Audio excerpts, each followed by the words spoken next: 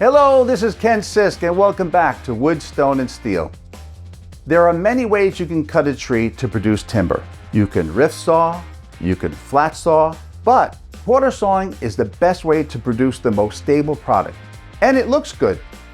We want to share a few bonus clips from our Jack Badger series where Austin and Dan from the Quarter Sawn Oak Company walk us through their timber fabrication process.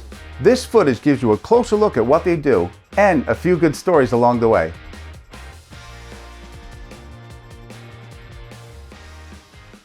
You can see the same level of attention to detail, knowledge and sort of enthusiasm in Austin's work as hopefully we have in our work. So it's kind of, you need all these people who all care in the... Part of the lineage from where it was grown right to where it gets delivered, it gets manipulated. The ancient woodland that's managed perfectly, you know, down to selection and cutting and just caring with the seasoning.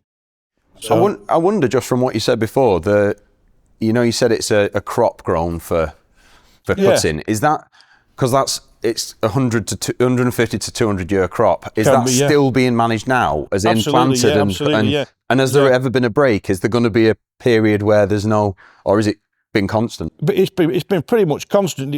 If you can imagine, these large estates are multiple thousands of acres, and they're not run by the Duke that lives there. I mean, he has teams of people doing everything for him, or whatever person owns the estate.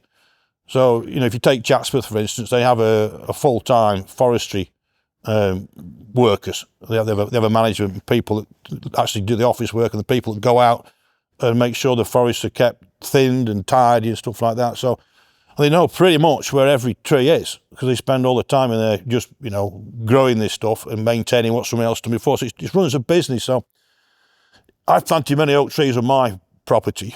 So I've watched them grow from an acorn to, 30-foot high, some of them. But, you know, that's a personal thing. With these people, it's a profession. So, and it's very important to them that they grow the right trees to get the right money. And it's a major income stream for some of these big estates now. Some of these estates have struggled for money. So any which way they can bring money in, they will. So you've got tens of thousands of acres, some of the estates, particularly the big ones in Scotland. Yeah. And they just want to produce the best timber they can. I mean, obviously, you know, softwood timber is a massive crop. So what's that, 30, 40-year cycle?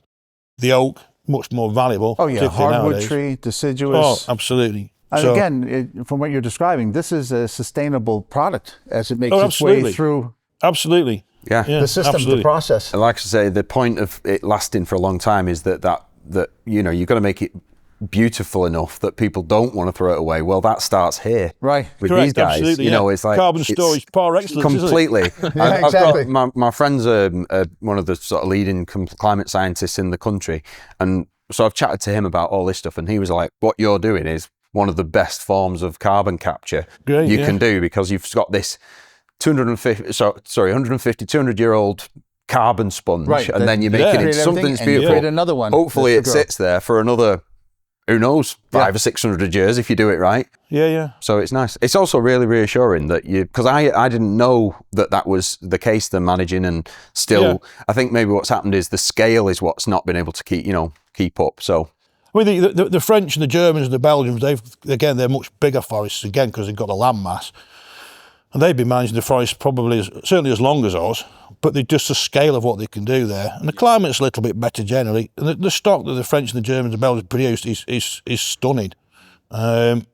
We just tend to specialise in trees from the UK because that's what our customers want, you know. So it's the same species, right? Same species, and to be honest with you, I could bring a French log in here and cut it up, and you'd not really know. But if it's the same type of environment year after year, right? Based on the density with the rings, and so if you're in a more moist climate, it'll be a little bit, not as tight rings.